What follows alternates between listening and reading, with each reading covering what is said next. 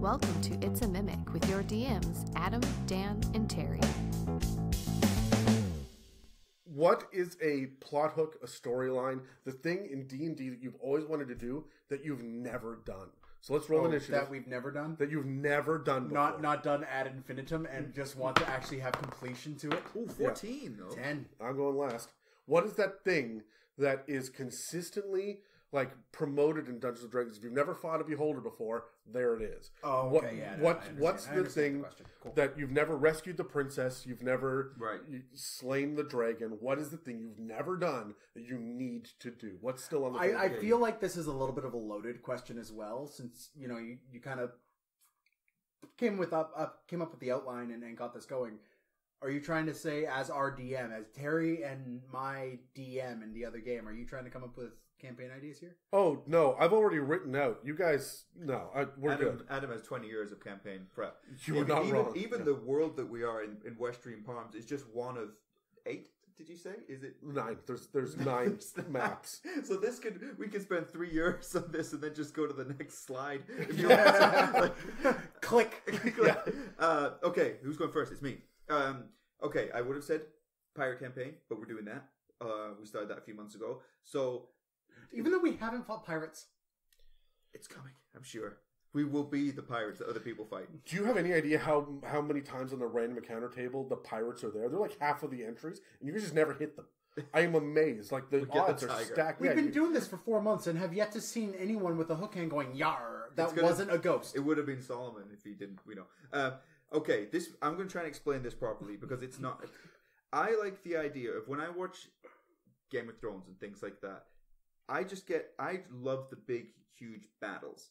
So I like the idea of being not the heroes necessarily, but being one of just the people in the battle, and it's going on around you, and it's going to end however it ends. Your job is to just try and survive until you get to the end of it. Did I explain that properly? Yeah. So you're not the swinging force of do we win, do we lose? It's so hard to do. It is hard to do. Yeah.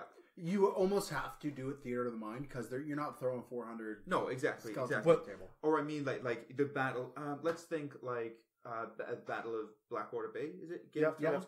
Tyrion has his little team, and he's going. This big battle is going on around you, but this is your job during the battle. You're just going to this gate. These 6 people come, deal with them. And then you get to the end of it. This is the aftermath of what happened in the harbor, what happened here, what happened here. Your job was just trying to get That's pretty incredible. Yeah, I've never even done anything like that. I've got about 3 ways to do that, and I've been waiting to do a mass combat. It's not going to happen in a pirate campaign. Yeah, but I totally get it. So in my experience, I'm just going to jump on this because I've done a lot of research. Matt Colville's new book about followers and strongholds, or strongholds and followers. I can't remember what it is now. Shout out to Matt Colville. Shout out to Matt Colville. Yeah, Matt Colville. Awesome dude. He is by far the number 1 piece of inspiration for me. Yeah. But there are so many different ways to do this, and none of them really sit right with me. Mm-hmm. So I would do it one of 3 ways from a story perspective. One, I would do a hex crawl through a battle. Mm-hmm. So that's cool. So there are battles going on here and here and here. Depending on which hex that you want to go for, the cavalry will be moving. And so while you guys are on the battle map, I also have a map up on the wall. It's a hex crawl saying, hey, the regiment fell here, and now the bad guys are moving here. And so you can see the shifting. Yes. And so you have 10 rounds in this hex before the next world event happens. So you don't have to roll the dice for 4,000 troops. As the DM, you know how the battle will go until you interrupt it. Yeah. Right? So that puts all the agency on you guys, but the battle map is full of good guys and bad guys, and I've already rolled for them to see how many of each will get knocked down in every round, and you guys are going to wipe out the percentages. Yeah. So I, as a DM, am running a lot of math. So you know, if the dragon that's going to interfere is going to land here, if you're here, that's a bad day for you. Or you may be over here, and you narrate, you see a dragon over there. Yeah. So that's 1. 2 is... hey, you have to blow up the bridge to stop the reinforcements from coming. So the battle is going on all around you, and you guys are stealthing your way through the copse of trees to head over to wipe out the bridge, and you've got the explosives with you, and that's a way to do a battle. Yeah. So you are still impacting the battle, and there are soldiers that are coming at you all of the time, and maybe the cavalry rides over you, and you got to do stealth checks. So you're getting the battle feel, but you're not just another person. No. You're the Inglorious Bastards. Yeah, absolutely. And then the third way is to just go kind of like the way that Matt Colville did in his book was to kind of high concept it, where you have essentially cards of these are your powers. This is how many people are in each squad or regiment, and they each have numerical values, and you're rolling those values against each other. And it's essentially a complicated version of D&D meets Magic the Gathering. Yeah. Right? So there are different ways around it. I actually really like the first one. The hex crawl. Yeah. Yeah. However, the mechanics and like the logistics of that from a DM perspective is almost a nightmare. Mm-hmm. I would need a month to prep that. Yeah. So for me, the thing I've never done in D&D, I don't know. I've been playing this game for 25 years. Long. Yeah. Like it's hard to come up with one. I think it's the Save the Maiden. I've never done, at least within recent memory, I haven't done the traditional fantasy trope of go in, slay the dragon, save the maiden. Mm-hmm. It's just not something I've done. Is that something you want to do because you don't enjoy the human knight sort of thing, like you said? Yeah, you don't like the stereotypical linear storyline either. I It's don't. going to turn out the dragon is the maiden. Well, in a way, my character's current mission is to like Loki's current mission is to save his daughter from an unknown evil that has her bound to this area. Like it's kind of what I'm doing with Loki right now, but But I've never done like that traditional thing, and I like taking the tropes and leaning into them and yet still turning them on their head. So like I would love to have the dragon has kidnapped the princess, and you as your party have to go and do it. Except your character that she falls in love with is the gnome rogue who wants nothing to do with her, or the tiefling bard who is gay or something like that, and just like not like that doesn't register with that character. Like something like that, I would love to twist with that and take the trope, embrace the trope, and then just go. But just twist it. Twist it a little bit, right? Yeah. So, like, I've never done in recent memory. I've never done a save the maiden or save the kidnapped, helpless person, right? Yep. Okay, so I've never fought a beholder. You've never fought I have never fought a beholder. You will. You know what? You know what's so funny is I was gonna throw that one shot recently. And we had to cancel. We'll do it another time. And that was one of the creatures that you guys were going to fight. Well, I was hoping. I have been a DM far more than been a player. And when I'm a player, I never get past 6th level. It just never happens. I like tier 1 to a degree. Yeah. But I need to be able to play that higher tier stuff. I got to the point where I have made a keep, but I've never got to defend it from a battle. I've never fought a dragon. I've never fought a beholder. Fought a dragon? Nope. I fought a wormling once, and we coup de grace it because we jumped on it while it was in the air, and we weighed more than it did, and fell to the ground, took a whole ton of damage, and then we just grappled it, pinned it because it was 3.5, and then stabbed it once in the head. We rolled a hit, it was dead. So we assassinated it essentially. Yeah. But I have never fought any of the classic D&D solo monsters. I've never fought a lich. I've never even met a lich. It's been goblins, it's been skeletons, it's been kobolds, it's been orcs. I've never fought a gnoll. Right? Like I have so much experience as a DM and almost nothing except for the basic tropes. We got to check these off one time. Whenever we find an appropriate time, I'll run that one shot for you guys, and we'll just put Adam through all of the stuff. I did it! Yay! Now you can stop whining about it. Who gets the killing blow? Yeah. I've lost my die. There it is. Let's roll it. 11, 13. Watch again. It's Dan's dice. I like this dice. Your least favorite D&D trope and why? Well, I'm going last. Least favorite D&D trope and why? That thing that when a new player comes to the table and says, Dungeons & Dragons is this, right? Because I saw it, or I read it, or someone said, or what is the basic... If I hear one more person call a halfling a hobbit, I will stab somebody. Okay, that's a misconception, though. It's a misconception, and it's the closest thing, but... A lot of people do play that. I was thinking more of the start in the tavern. right? Yeah, okay. But now there's the 5th ed Lord of the Rings campaigns you can play. Those books are out there now. Someday, Terry, because we play in a campaign where the multiverse is a thing, someday I will introduce you to a Kender. But until then, let's continue this. My thing in the Dungeons and Dragons world that I wish didn't exist was Kenders. Yeah, okay. They're not in 5th ed, though, so stick to 5th ed for this. Okay, worst trope. I don't know, man. Like, I love this game. I love embracing the tropes. I don't know if there's necessarily maybe there isn't a trope that you dislike. I know what you don't like is you don't like mispronunciation of D&D words. Oh, it drives me up the wall. Actually, here's what I don't like. When DMs take well-established lore of creatures that has existed since the past 25 years and goes, actually, no, it's like this. Really? I do that all the time. You don't see no problem with it. That's why I say it's dangerous. I bite my tongue because usually you go, it's like this and here's a reason. If it's done without a reason, like I had a DM once decide that goblins themselves were in fact highly intelligent. They weren't like these small little pesky okay. They were things. the Warcraft goblins. They were Warcraft goblins, and they were and just change it. It's the beholders are now watchdogs instead of great beings like that. Like people thinking that they're awesome and cool and switching the lore on something just to be unique and different. No, this game has so many different options for you, so many different things. You don't have to take something that is iconic and ruin it to scratch that itch. Oh, man, I disagree with you so completely. You asked what my opinion is. Yeah, that's what it is. Yeah, I don't like... But what about the idea that, and I mean, it's all over 5th ed, make it up. It is your game. Do it yourself. As will come in future podcasts, future episodes, that is my go-to.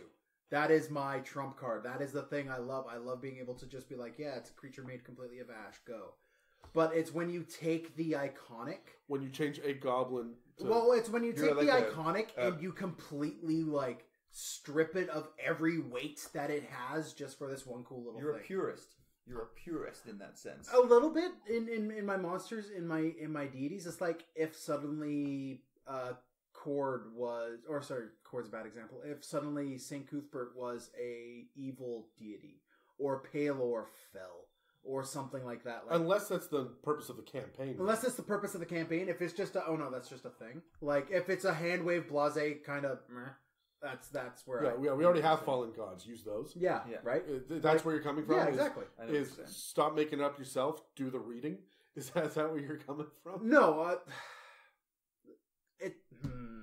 New DMs, I fully encourage you to it's like do your thing. It's for me. You know when you go to a restaurant and there's a traditional meal, but they've changed it in some way just to say you go to get poutine and it's like there's spinach on it. There's spinach, like that. That's what I don't like. And it's like it was good. Just don't change that. Okay, you can come up with your own thing. Or have a good reason as to why it's happened. Make it part of the campaign. For some reason, spinach has invaded this poutine, and we need to remove the spinach to make it pure again. Yeah, okay? But if it's just that's just the way they are in my world, deal with it. Yeah, but I do not want spinach or kale in my fries. Yeah. Okay. No, that's fair. Yeah. That's fair. However, I strongly encourage people to twist and tweak it as they need, but understand that there's probably the tools that already exist out there to do what you need to do. Exactly. So use the right tool for the right job. And the thing is, as I DM, I rely heavily on the tropes. I rely heavily on what the expectations are. If I'm running goblins, there's always this base level knowledge of what a goblin is. So I could pull from that and I could wing the mechanics. But the lore is something that I rest on. It's something I hold on to. Okay, so what recently happened was you guys allied with a bunch of goblin slaves. Did that bother you? Not at all. Goblins are supposed to be slaves. Right, okay, but they were borderline good. They're like, yeah, we'll help you. No, that didn't bother me whatsoever. Okay, just because they were still lowly creatures that were non-intelligent. Exactly, yeah. It's changing the intrinsic natures of a creature. It's like, we're going to run a dragon. except it's not going to fly. It's not going to have scales. It doesn't breathe anything, but we're going to call it a dragon. It's like, no, you're running a horse. It's a horse. That is a horse. Yeah. Right? Yeah. Like you have a monitor lizard. Calm down. Yeah. Right? So, yeah. So it's stuff like that. Okay. All right. My turn. This one is going to be controversial. Oh God! Yeah, we made it this far. I don't like Dungeons or Dragons. No. So yeah, I hate dungeons. There's people out there that do hate dungeons. No, my big thing, and I don't want to discourage new players because this is often the touchstone that they need to get into the game. Mm-hmm. Stop playing Conan the Barbarian. Stop playing Luke Skywalker. Stop playing Frodo. No one cares that you're Aragorn or Drizzt or anyone else. Yeah. Be your own character. Mm-hmm. Stop making Lancelot. I don't give a damn. You are never going to be Neo, and you will never find the mechanical balance to be Batman, so don't pretend you are.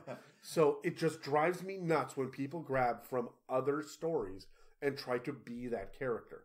You can be inspired. We had one of our players in the last campaign decided that he was going to go with a Norse pantheon for his barbarian, and everything he did was based on Norse mythology, to the point where his mount had a Norse name. His the goblin that we adopted. Yeah, was named Jormungand because it was from the Norse mythology. That's fine. I'm on board with that because you are grabbing your own inspiration from something that exists and then making it your own. Yeah, if you show up wearing a white shirt and a black vest, carrying a gun at your side with a giant hairy Goliath because you just reskinned him to be hairy, and he's going to carry a giant crossbow with him and only speak in growls and grunts that only you can understand. I don't want to play with you. I love Han Solo. I don't want to play with him in my campaign. I didn't make that. I was like, who the hell is he describing? Who the hell is he describing? But there's so much of that in D&D, where when you're reading about people's campaigns on Reddit and stuff, they say, oh, he's basically this, but with this power. Yeah. Man, this game can do anything. Yeah. There's an infinite number of possibilities. Why are you limiting yourself to something very simple? Exactly, yeah. Now, again... Draw your inspiration from it. Flip side of that, though, it is... for new players, when there's a lot going on, sometimes it's easy just to grab something familiar, which will guide you. And that's what I'm saying. Yeah. I think that you should learn on a one-shot or two, maybe a campaign to level 4 or 5, get kind of a flavor, and yes, play Lancelot. Yeah, and I think you should leave yourself open to, though, is changing. I mean, for example... my last character, when we started playing, I was like, look, I'm kind of channeling a Jamie Lannister type thing here because it's guiding me. Yeah. But it changed by the end of the third session, it was done. Things are happening, things are changing, and it was like, oh, I actually see where this story's taking me now. But yeah, I hear what you're saying. Don't hold on to something for the sake of holding on to it. Yeah. Have it as a guide initially to channel you in kind of the direction you want to go. Have an inspiration. Yeah. But don't get locked in on that character. You don't need to get locked in. So, anyway, that's mine. Terry, what do you got? I would say the trope that I don't like, and we will cover this a lot over the future podcasts, is don't be a deliberately adversarial DM. And we're going to cover that a lot, but I just want to introduce it, throw it out there.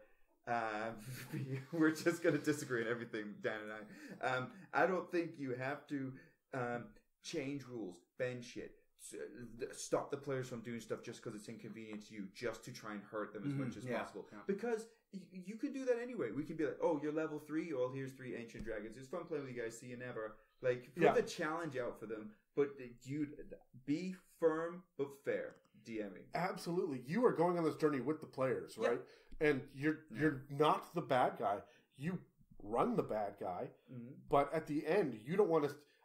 If you as a DM say, yeah, they got to the last room with the last boss with level 20 guys, and they just got killed outright, and the campaign just turned to shit, and I won. Yeah, but sometimes that happens. Well, in our last game, my character died. I may have mentioned it.